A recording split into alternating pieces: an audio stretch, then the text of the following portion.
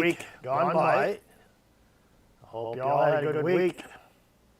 And we're ready to roll. So we've got a few here. Sharp, Lynn, M2. I agree, Lynn, 100%. I'm getting so ticked off with what's going on in British Columbia with the ostriches. You've probably seen that Spirit, the hen, is no longer with us. I'm kind of wondering if maybe since they started feeding them, what are they feeding them?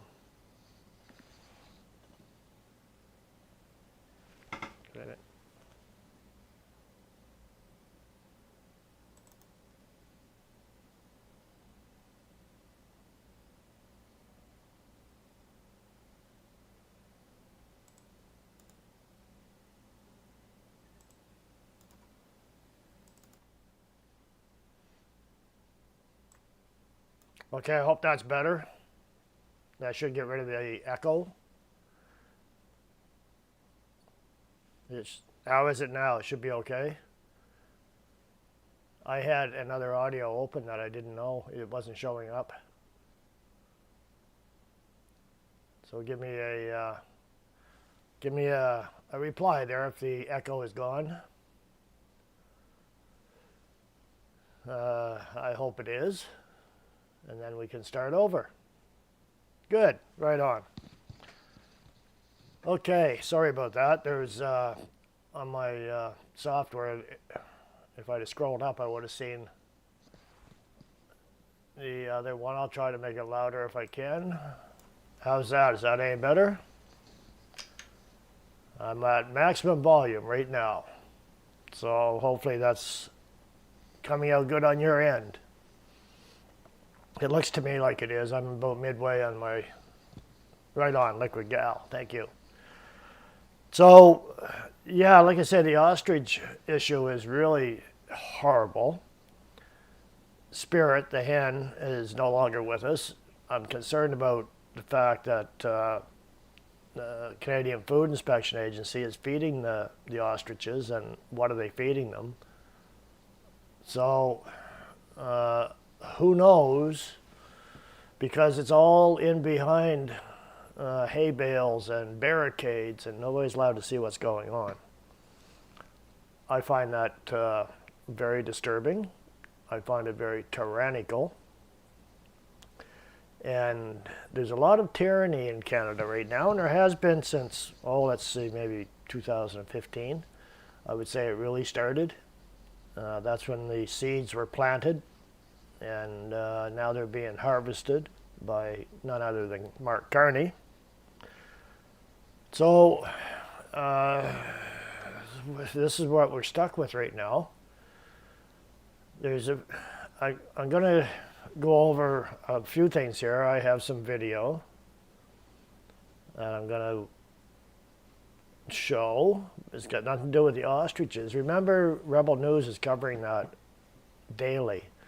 Drea Humphreys there, I'm sure y'all, I'm not telling you anything you don't know, but yeah, if anybody's not subscribed to Rebel, I'm sure probably pretty much everybody on here is, and get your updates. It's horrendous. It's cruel. The farmers, the family there, they're broken up. That bird, or that ostrich, I think had been there for 30 years, I think she said. The RCMP are disgusting. Typical RCMP. They won't talk. They just stand there. And all they're doing is protecting the Canadian Food Inspection Agency, and damn the ostriches, they don't care, or the farmers, they don't care about them either. They've got more police there than any other incident, I think, ever in Canada, just to protect the culling of some innocent ostriches. So the world is watching, as Drea says, and the farmers say. And it's terrible that RFK Jr., there's somebody else in the U.S. Also spoke out. I can't think right now who it was, but they offered to take them. Oh, Dr. Oz was one offered to take them. Anyways, no, you got to get rid of them. And like I posted in a comment earlier today, I said, well, if Trudeau would just show up and get down on his knees and cry like he did for BLM and the Kamloops school, maybe he'd get some attention, but he has no empathy. All he has is greed. And he kind of hates Canadians.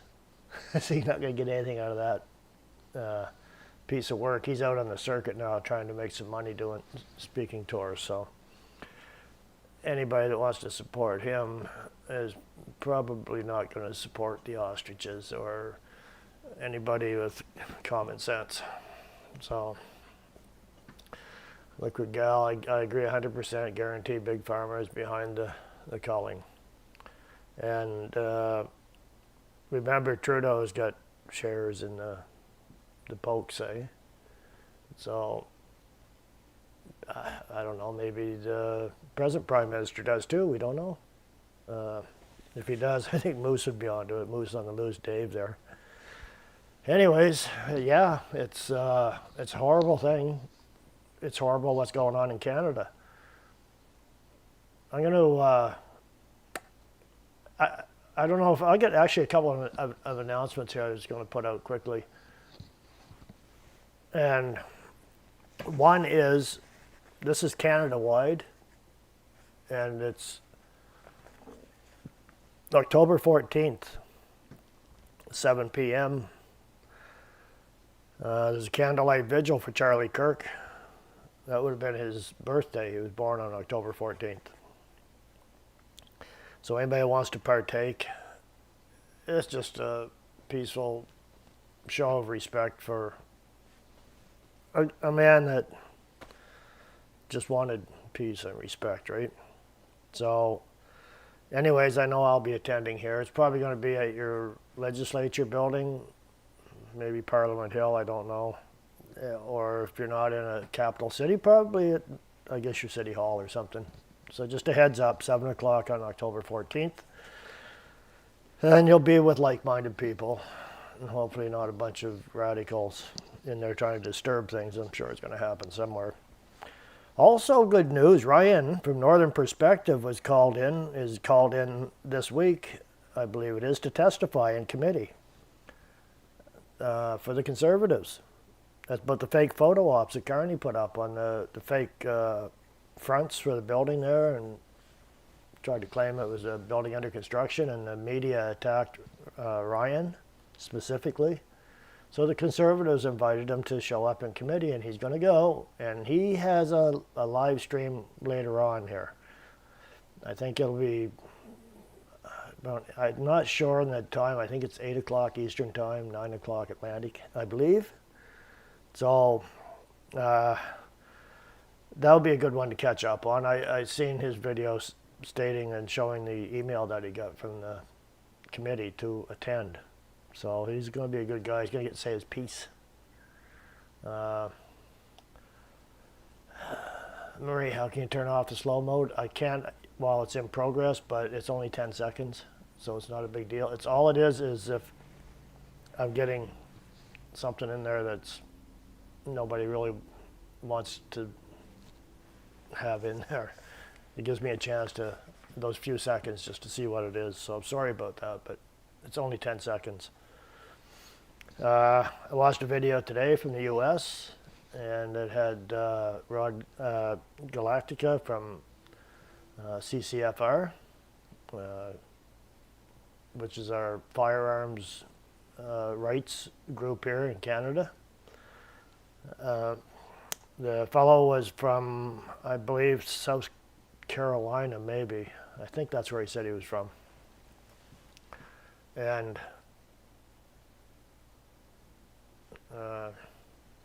so anyways, Yeah, they had a good, it's about an hour long video.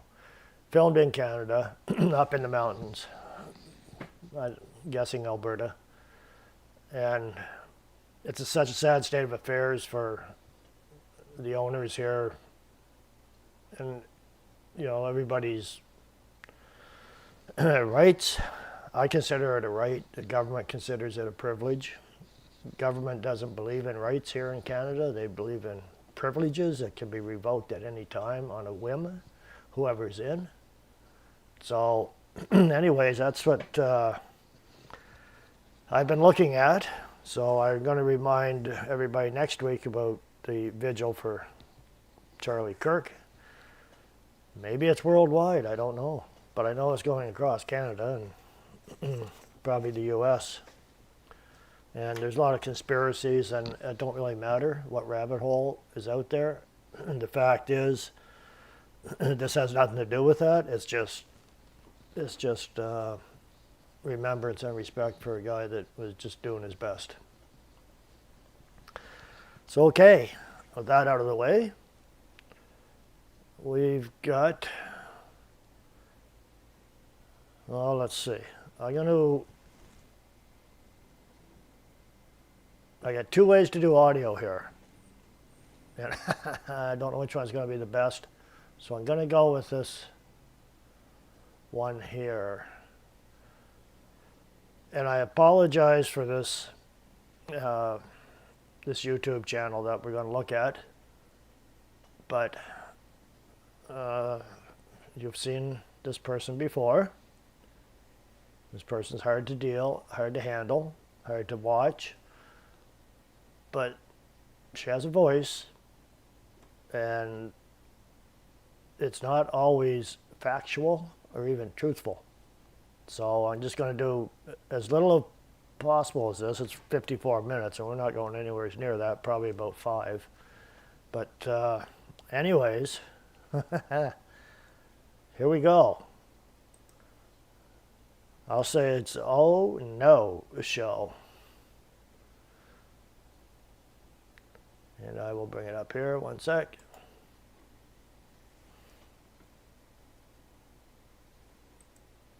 Everyone. I didn't get a lot of sleep last night, Douglas, my friend, because let's face it, it's been a stressful week after watching Hegseth and Trump do their crazy, terrifying performance on Tuesday, and the reference of Canada and the 51st state again, and late yesterday, and then Danielle Smith with all that, her shenanigans. We'll get to the meetings that they were having around Alberta where the moderator shut down a student. I thought was really gross as a former moderator. I want to talk about. Okay, so I just want to interject there. I wish this person, well, actually, I wish Trump would drop the 51st state thing. It's really hurting us here, the conservative movement. It is what it is. But anyways, it's just something we have to deal with. But it does hurt the conservative movement here, but there's nothing we can do about it. And these people here, they just love to run with it, right? So that's one of their wedge talking points that they use. By the way, Carney's going down to visit with the president this week, I believe. He's probably going to come back with his tail between his legs, I would think. So anyways, she goes on to a little rant about the U.S. They're still beating that dead horse. That's pretty much all they have here. Meanwhile, in the U.S., Trump is standing up for the Americans' rights. And that scares the hell out of these liberal Canadians. They can see how the tide is turning a bit on them, and they're not liking it. The problem is they still have the power. So the lies will come out. Whether anything's done about them or not, we'll see. So Marie Trump wants to help his pal Carney. That's a weird.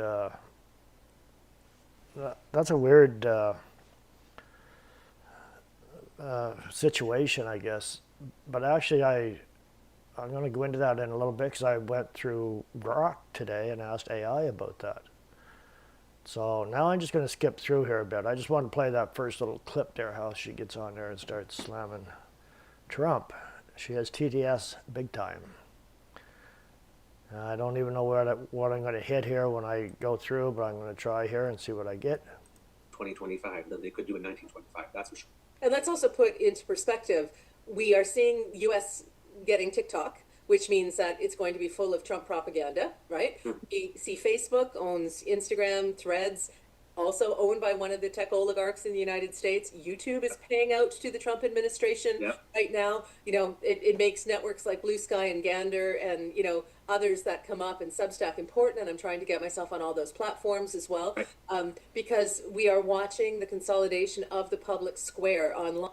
Whatever you do, don't go to Blue Sky. You'll never come back the same. You'll be so scrambled up. The stuff on there is just unreal. I actually have an account on there just to peek in on them and see what they're up to.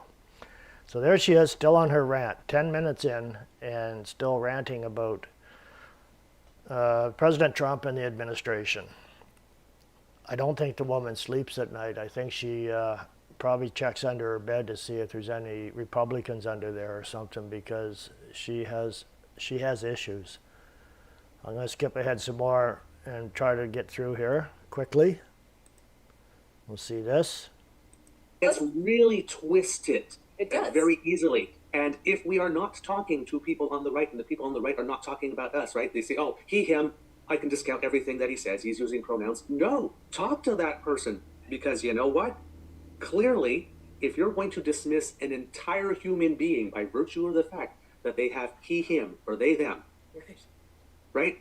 You have a blind spot, and you're choosing to have that. This is a choice. No, it's because we know that they're a hard left liberal, and you're dealing with somebody that you can't carry on a conversation with. They're polar opposites, and they're not budging. They're radicals. And here's one. This guy is one of them. The guy with the Roots shirt on here. I'm going to move ahead a bit farther as we get into some Canadian stuff here. Her words, who fucking knows? I mean, it's so confusing. There's so much back and forth. There's so where are you on Alberta separation threat in particular, Douglas? And then we'll get talking a bit about Polyev. The Alberta separation threat in particular, I'm not, same thing with Danielle Smith. I'm not sure if she is actually pro-separation, but I know that Danielle Smith is pro-drama. She's pro-drama, eh? I think she's on the ball. I think she knows what she's talking about. These two clowns really don't have much. I don't know. I can't even. I'm lost for words with these two every time I see them, or her. And anything that will allow her to maintain in that position could also just be, and the is that these problems are mounting, and she clearly does have no solutions. And usually when you do not have a solution for a problem, it was to con the Republican Party and create MAGA. So, I mean, whether they're true believers or they're just people who are very, very cynical and damaging, they say, what is that line, that an autocrat would burn down their country to rule over the ashes? I mean, yes. It's just that kind of I don't really care. There's a way to make money. There's a way to be powerful. So I'm going to do that. If that is why people are on board with this MAGA stuff, shame on them. But I think as citizens, we have to stand up and resist. We have to sign that petition in Alberta. We have to push back and show our Canadian desire to keep Alberta in Canada. I say all the time, I love you, Alberta. All of our Alberta viewers and listeners out there, we don't want... They love claiming there's a Canadian mega movement. I wish there was. We'd be a lot better off if we had one. But these people are dreaming. They're living their own nightmare. I want to get up to where she's talking about Pierre.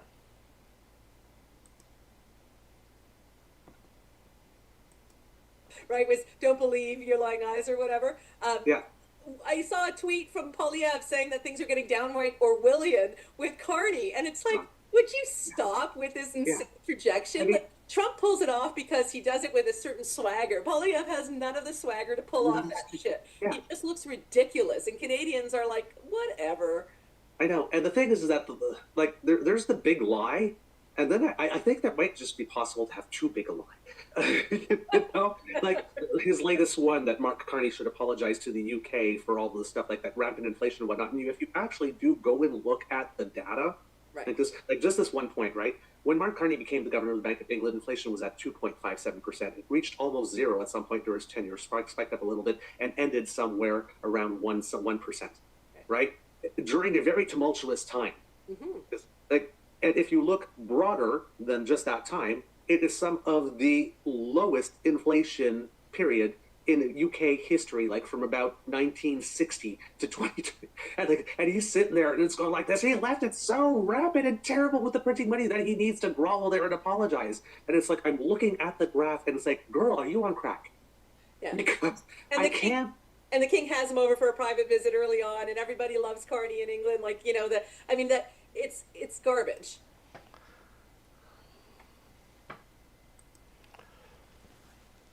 Okay, so Carney did so great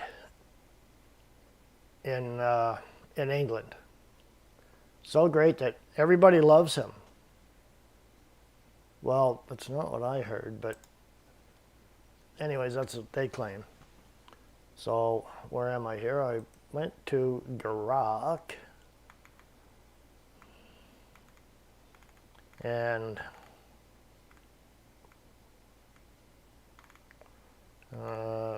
what did I come up with? Before I get over to the UK, okay, no, here it is.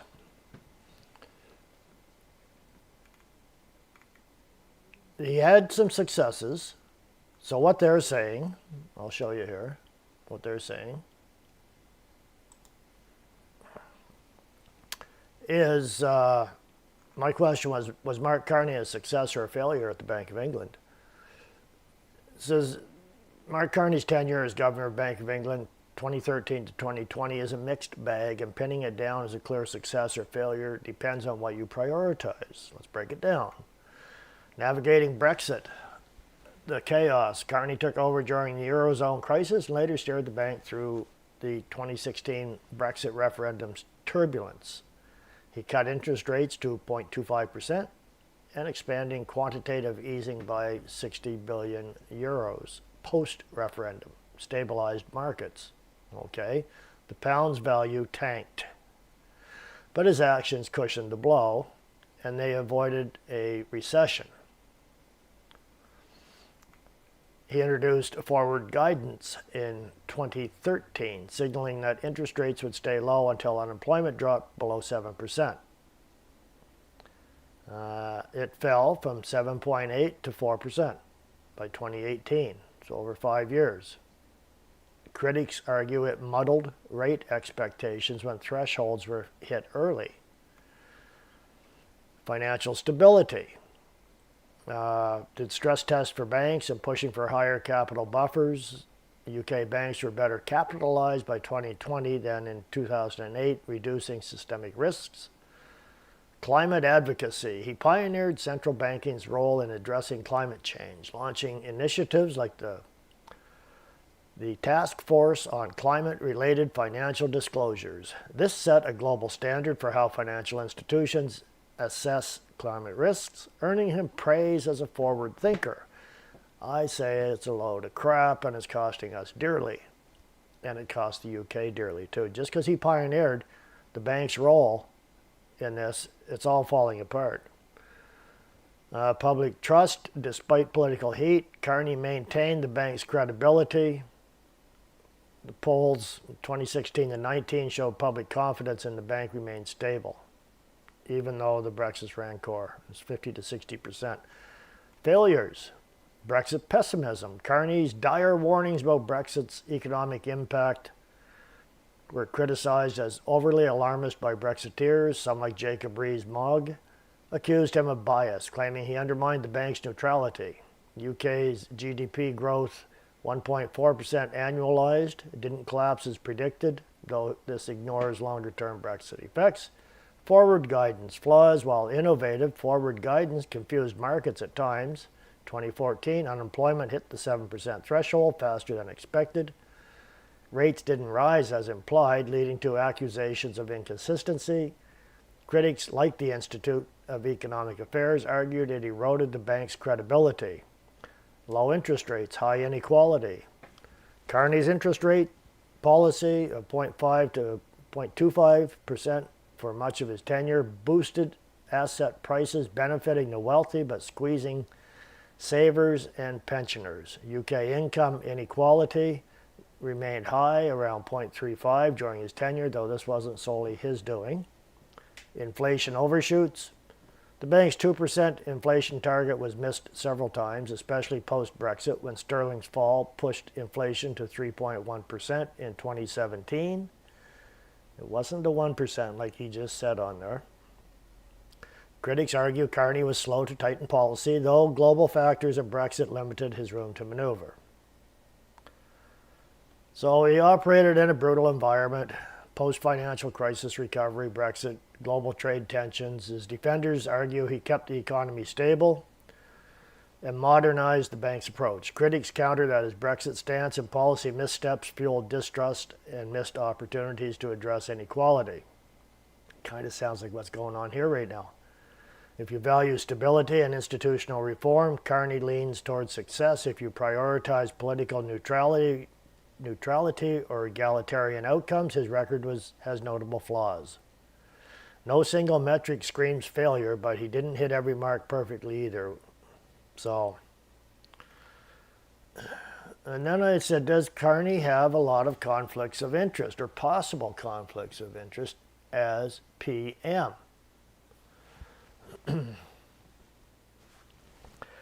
Yes, Mark Carney faces significant widespread scrutiny over conflicts of interest. Since becoming Prime Minister in March 2025,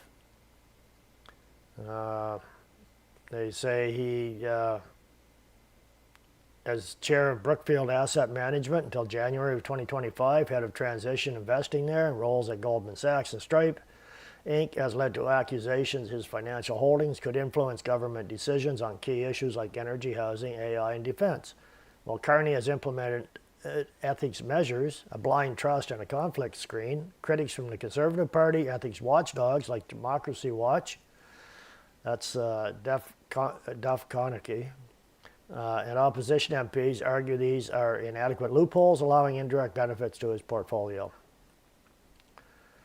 No formal ethics violations have been ruled by the Conflict of Interest and Ethics Commissioner, which he appointed, Finkelstein, but ongoing investigations, the Ethics Committee, hearings in October, highlight the scale. Over 100 companies are flagged, making him the most conflicted PM in Canadian history, per Conservative leader Pierre Poilievre, which is true. So this is all his holding, not all his holdings. These are some of the key sources. Brookfield Asset Management, Stripe, 574 stock holdings and broader portfolio. Lots of loopholes. So, oh yeah, he's in up to his ears in conflicts of interest. Is he going to pay the price? Is he going to pay the $500 fine that they get? He'll probably pay the $500 and walk away like Trudeau did. Actually, Trudeau, I think, didn't we pay the fine for Trudeau, if I remember correctly? So there's lots of backlash from the Conservatives, ethics groups, public sentiment on X. Verdict, Carney has a lot of potential conflicts. Far more than predecessors, like Trudeau. Funny how they mentioned Trudeau.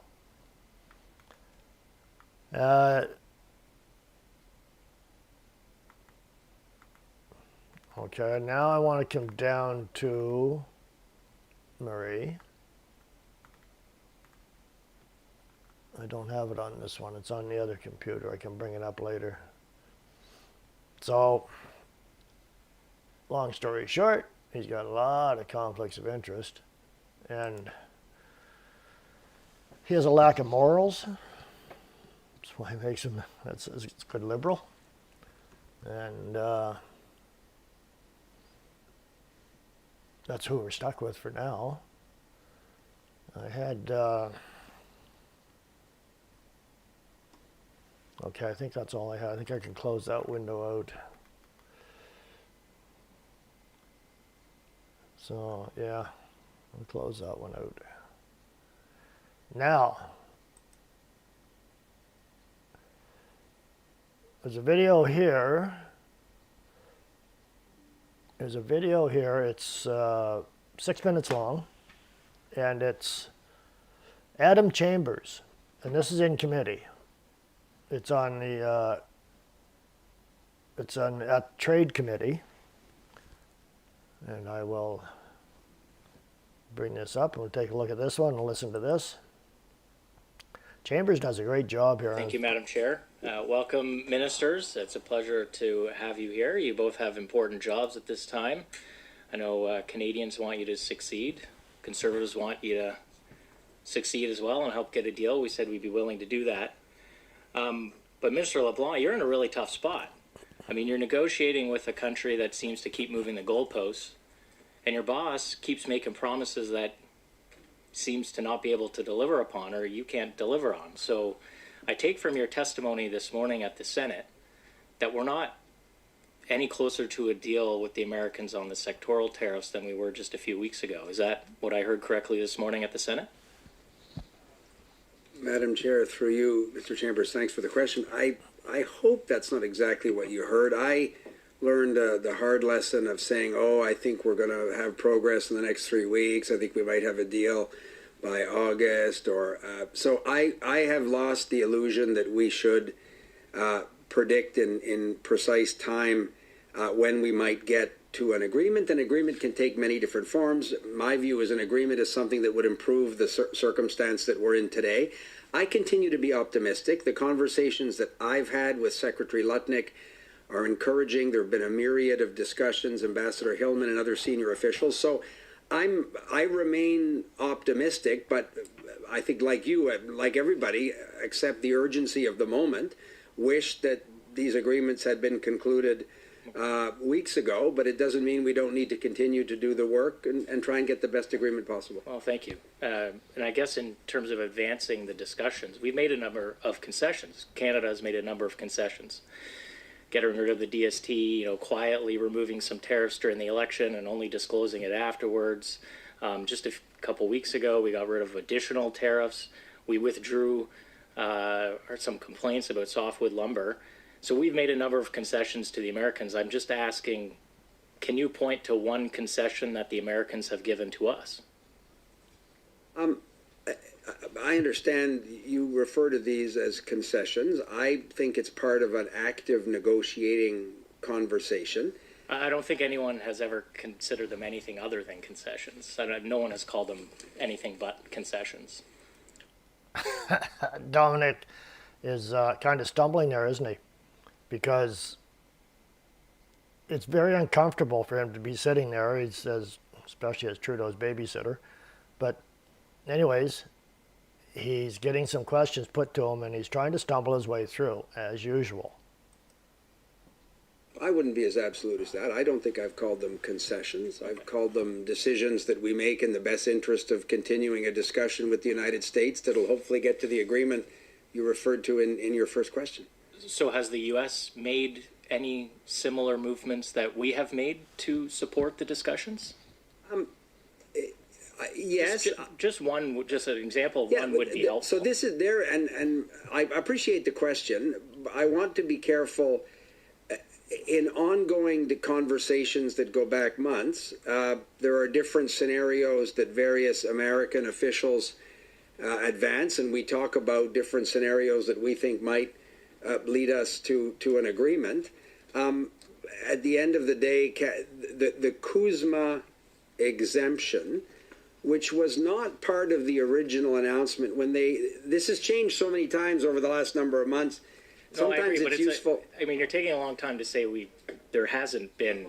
I'm going to give you one right now. The fact that Canada benefits, 97% of our exports benefit from an exemption under CUSMA, save and accept the Section 232 tariffs that they've applied across the world. But that night in February when they said they were applying a 25% across the board tariff to the Canadian economy, in fact, that applies to a very small segment of Canadian exports. That is a massive, massive advantage that Canada has, but it's not enough and doesn't put us in the position we were in a year ago. Not much of an advantage if you're in one of those sectors that we described. Agreed. You said you were open to some suggestions, so I'll leave you with one. The electric vehicle mandate.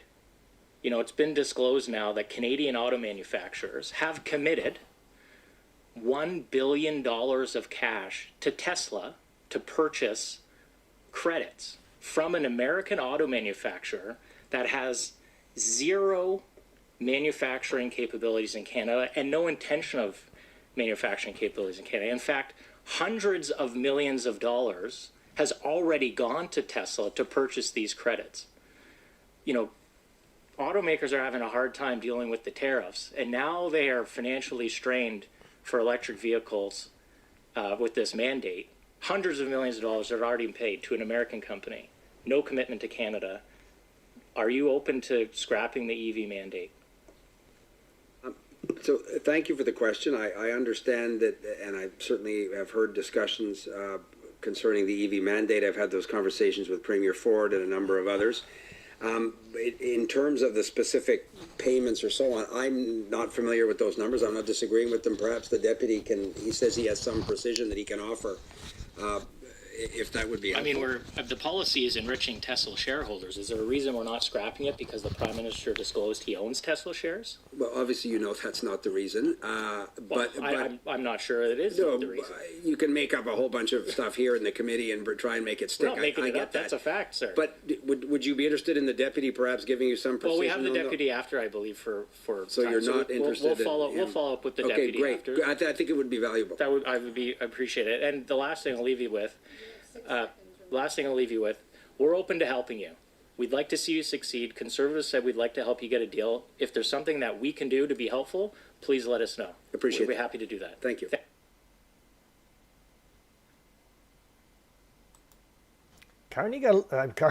Dominic got a little testy there. They hate it when the truth comes out, of course. When somebody's lying, they always hate the truth. $22 million now for another EV battery plant in Canada, in Quebec, in Montreal to be precise. We've had a lot of them go bankrupt, billions of dollars. They take the money and leave. And they insist on this, and they say, oh, it's going to put us way ahead of everybody else. No, it's not.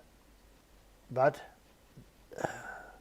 I don't know how some people fall for this. People running around in their gas-powered vehicles that could never afford an electric vehicle, and it wouldn't work for them anyways, still support this. We're dealing with a bunch of people that I don't know. I guess they didn't get all their information off of the liberal media. So I'm going to go back to the O show as a heads up. And she's still on about Pierre, I believe. A little bit more on this. Bring it back up here. And we need to call out the garbage, and thank you for bringing some facts and stats here to the O-Show conversation on just even that one point. But, you know, the thing with Poilievre, and I have to ask you this, Douglas, you and I obviously are centrists or center-left or whatever. I don't know who you vote for or whatever. I don't care on this pod. But when I look at the nonsense like that around finances and around the economy and him saying, that, Carney somehow doesn't know how to manage it, whatever, I have to believe that real conservatives, like the normal Canadian conservatives, look at that and go, dude, we can tell that Carney knows what he's doing. We are going to look at his budget and we're going to scrutinize his budget, but we've been watching a very efficient, professional get to work trying to build trade relationships for us as we become resilient, and self-sustaining in this country. So I have to believe they look at him and think, like, this foolish MAGA clickbait, rage bait stuff might be helping Danielle Smith in Alberta whip things up and might, own the libs and get some of us upset some days. But they must look at it and say, I'm going to vote for Carney again if I get the chance, because Poilievre's got nothing to bring to the table. Oh, absolutely. And you can see it. Like again, with polls, I know how people feel about polls, and like I said, I always recommend that people look at the aggregators, right? But right now, you're looking at the numbers between the parties, and they're starting to get closer, right? I think Nanos just came up with one, and I'm pointing out Nanos specifically because they had leads of up to 12 points at one point, and now they're back down to 4, right? And that will be spun as, oh, conservatives are doing better. But if you look, conservatives on that poll are 4 points lower than they scored in the election, and the lead of the Liberals over the Conservatives is still greater than the election lead. What you notice is that 6% of the vote that from the NDP that went to the Liberals during the election because they said, oh my God, we can't have a Prime Minister Poilievre, has parked back to the New Democrat while there's no election on. Which, of course, because Mark Carney is talking about austerity and whatnot, and of course some of that vote's going to swing back. But if we had an election tomorrow, if the government fell on the budget, let's say the government managed to engineer its own defeat, do you think that 6% of NDP voters that swung back right now to the NDP is going to vote for Pierre this time? No, right? And then if you look at the approval ratings, even though the numbers between the parties are getting closer together, Mark Carney's approval ratings are still like approval ratings people would dream to have. Right. Okay. I'm going to unpack that one a bit. Bring that one down. And there's an abacus poll here. He said Nanos. Nanos is pretty hard left-leaning pollster. This David Cletto seems to be pretty middle of the road. And he has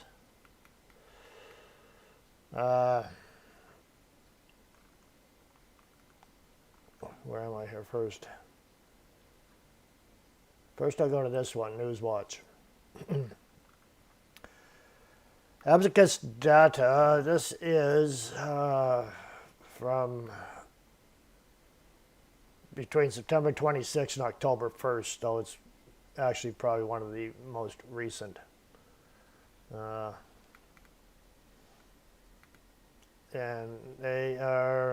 it's a tight race.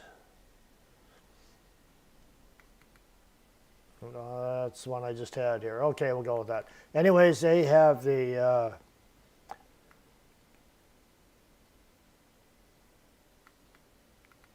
Conservatives at 41% and the Liberals at 40%.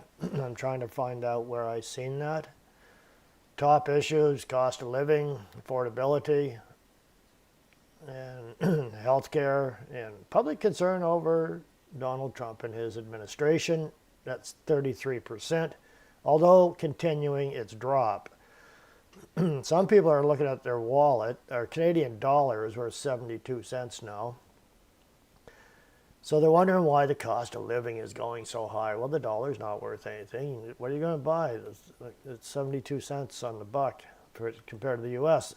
The top issues, rising cost of living, 62%. Healthcare, 35%. The economy, 35%. Housing affordability, 34%. Donald Trump, 33%. That's in 5th. Immigration, I'm surprised, is behind that at 27%. Okay. So the government approval, oh, that's quite a dip, eh? From 64% to 31%. And then what? To be fair, Carney becomes PM. It went up to 53 and then it dropped down to 46% approval. Impressions of Carney. Net favorable plus 14, 31% are negative, 45% positive, but it's dipping down again. Impressions of Carney, Liberal voters, they think Carney's lived up to the expectations when he became Prime Minister. 63% liberals, 21% conservatives. I'm surprised it's that high for conservatives.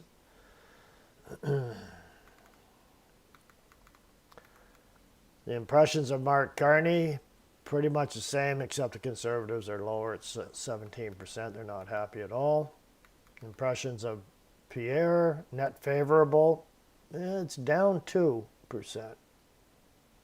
for some reason. Is Carney's government like Trudeau's? Very similar, 25%. Fairly similar, 30%. Fairly different, 25, and fairly very different, 11, and don't know is 9%. The don't knows are because they don't know, so they don't pay attention. They just go vote how their friends vote or their parents or something, right? I'm not going to go into that. Similarities. Best party to take on their issues. The top three. Healthcare. 35% believe the Liberals are the best. 25% think the Conservatives are the best. That wasn't the top issue when I went over them.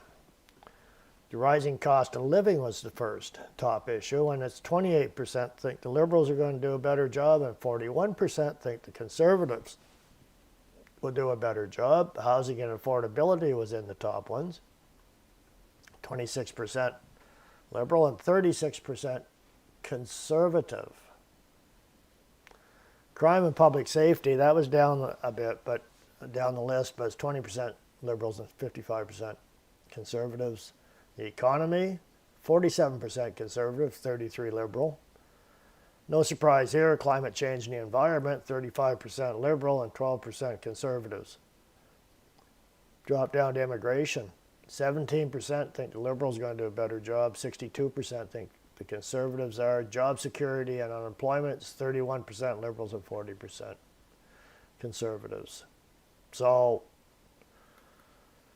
yeah. And here we go. Federal vote intention. Conservatives 41%, Liberal 40%. So Conservatives are +1, Liberals no change. Buddy on there was just saying that, well, they lost to the New Democrats. Not really. The NDP went down 1%. So what happened? They didn't go back to the NDP. So there's something going on. In a good way. I didn't have that on. Sorry about that. I'm going over this. I didn't even have that on for you. Sorry about that. There it is anyways. 41% Conservatives, 40% Liberals. And like I just said. So I got two screens going. I didn't catch that one. Apologize. So that was Abacus data from the National Newswatch polls.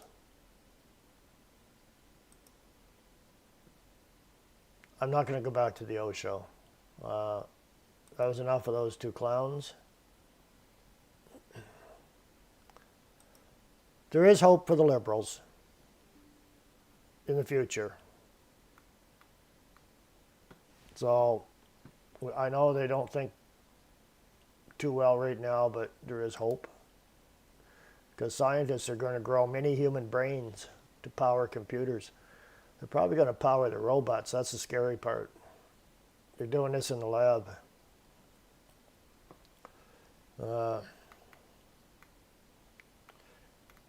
May have its roots in science fiction, but a small number of researchers are making real progress trying to create computers out of living cells. Welcome to the weird world of biocomputing. Among those leading the way are a group of scientists in Switzerland who I went to meet. One day they hope we could see data centers full of living servers which replicate aspects of how artificial intelligence learns and could use a fraction of the energy of current methods. This is the vision of Dr. Fred Jordan, co-founder of the Final Spark Lab. We're all used to the ideas of hardware and software in the computers we currently use. This somewhat eyebrow-raising term Dr. Jordan and others in the field use to refer to what they are creating as wetware. In simple terms, it involves creating neurons, which are developed into clusters called organoids, which in turn can be attached to electrodes, at which point the process of trying to use them like mini computers can begin. They take human skin cells and they're turned into stem cells. The stem cells are cultured to become clusters of neurons, eventually becoming little spheres, collectively called organoids. After several months, the organoids are attached to an electrode. Dr. Jordan acknowledges that for many people, the very concept of biocomputing is probably a bit weird. I would say so. In science fiction, people have been living with these ideas for quite a long time, he said. When you start to say, I'm going to use a neuron like a little machine, it's a different view of our own brain, and it makes you question what we are. For Final Spark, the process begins with stem cells derived from human skin cells, which they buy from a clinic in Japan. The actual donators are anonymous.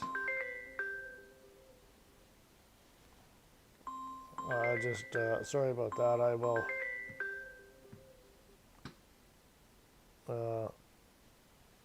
do that. Okay, they get them from Japan. Perhaps surprisingly, they're not short of offers. We have many people who approach us, he said, but we select only stem cells coming from official suppliers because the quality of the cells are essential. In the lab, Final Spark cellular biologist Dr. Flora Brosi handed me a dish containing several small white orbs. Each little sphere is essentially a tiny lab-grown mini brain made out of the living stem cells which have been cultured to become clusters of neurons and supporting cells. These are the organoids. Nowhere near the complexity of a human brain, not yet, but they have the same building blocks. After undergoing a process can last several months, the organoids are ready to be attached to an electrode and then prompted to respond to simple keyboard commands. This is a means for electrical signals to be sent and received with the results recorded on a normal computer hooked up to the system. It's a simple test. You press a key, which sends an electric signal through the electrodes, and if it works, it doesn't always, you can just see a little jump of activity on the screen in response. So they want to do biocomputers is their game. They want to build brains in the lab and make biocomputers. At the same time, they're making robots. So are they going to have robots now that can think for themselves? They are also doing, they're making, I'm not going to say a fetus, but the beginnings from 3 different donors. So that means same-sex couples can create their own baby in the test tube or whatever. Or you can have a threesome. They can donate and use their cells to make their own offspring. They're not going to do it the old-fashioned way anymore. They're going to do it in a lab. And when they do them in the lab, they'll be programmed, right? Because they're building brains. So they're going to program these ones in the lab. And don't forget they want to get the brain chip into the people that are still around. So like I say, who's going to fight the tyrants when we're gone? It's very scary. We have a generation that has just been lazy, and the universities that have been messing with their heads. There's another poll or study I looked at, and conservatives are mainly tradespeople, basically the working class, and now the younger generation are going to the conservative side, which is a bit weird. It's strange. You gotta love it. It's Generation X, I think, is the ones that are really messed up. So, anyways, it's getting weirder out there, but this is what we're looking at. Lab-grown humans, programmable, maybe robots, but this what they're saying here is actually flesh and blood. So,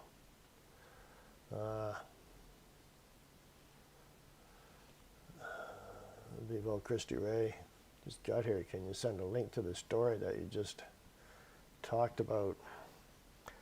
I can. I'm just wondering how I can do it, if I could post it on there. Maybe what I can do, I'm not sure if I get your email or your contact. Send me an email, crosscanadanews@gmail.com, and then I'll get that back to you. So, it's from Live Science. If you go to livescience.com, and then just look for tiny brains grown in the lab, you'll get that information.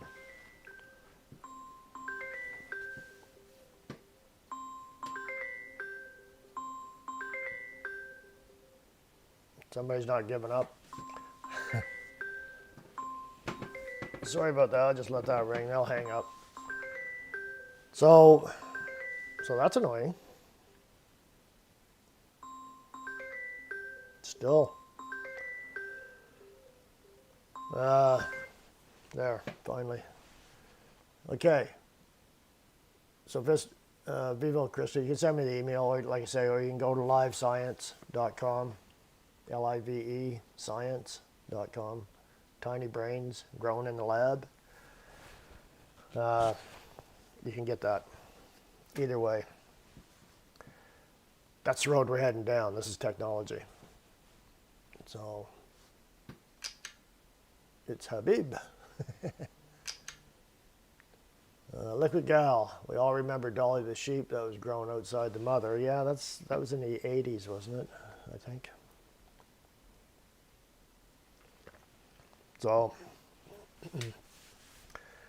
yeah. The world isn't going crazy, folks. And what was the other one? Was the I don't know if I can bring this up, if I can find this.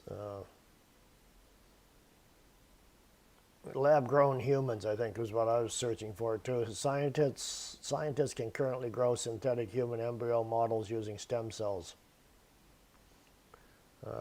which are not intended to form a whole baby, but to study early human development, disease, and development of organs. But it's not intended to, right? But I mean,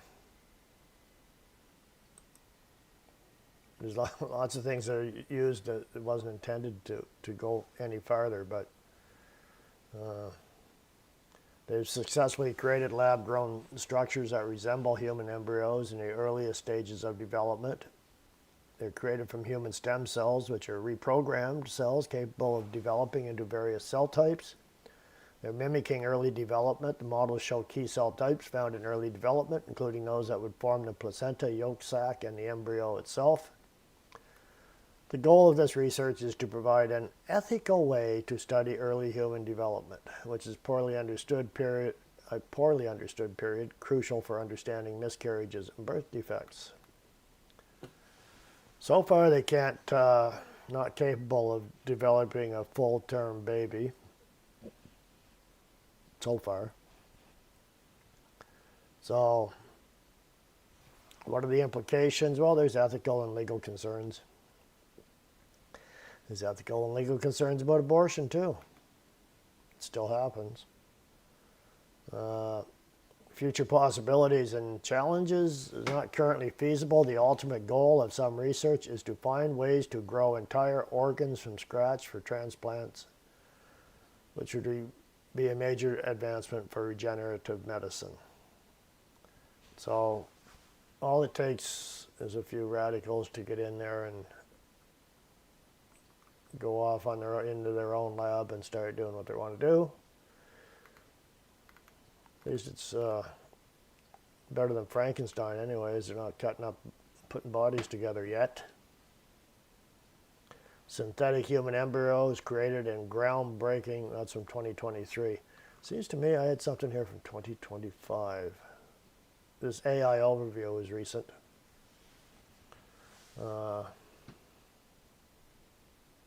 Bevo, you found it, okay. Yeah, so folks, we're going downhill fast. They're killing the ostriches off. They're building robots to replace us. They got the next. They keep pushing this World War III. Is there a hazard or is there danger for World War III? Or is this just a distraction? All the media is on it. So if the media is all pushing something, it's a good chance it might just be a distraction. So, yeah, we don't know what's going on, but the more information you can scrape off the internet, the weirder it gets. You never hear the media talk about it. And if the media doesn't discuss it, it must be true. That's the way I see it, because once you go onto the mainstream media, you're basically getting lies. That's why they attacked Ryan there from Northern Perspective, the media. And that's why they're so concerned about President Trump, because they're in the crosshairs here in Canada now, the media, and we see what's going on in the U.S. If we can get that going here in Canada, they know that the opposition is tuned into the media. They want to stop the financing. That's their grub stake. That's what they count on, right? That money coming in from the government. Got to sweet talk the government and get some more money. So,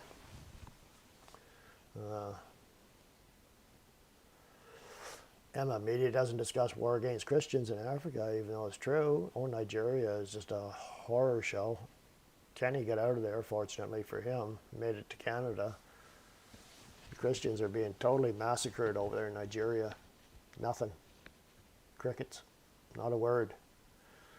But boy, oh boy, I'll tell you, Hamas goes in there and loots those food supplies coming in, and they sure twist that around in a hurry, don't they? No, there's no food getting in there. It's getting in there, but it's being stolen. Right? That's our media. Disgusting. Well, folks, I think that was all I had. So I hope you had a good week. I hope you have a better week this week. So thank you very much, all of you, for joining in. It's always great to see you on here. And we'll do it again next week and see what happens. So I will say have a wonderful week. And bye for now, and God bless you all. Take care.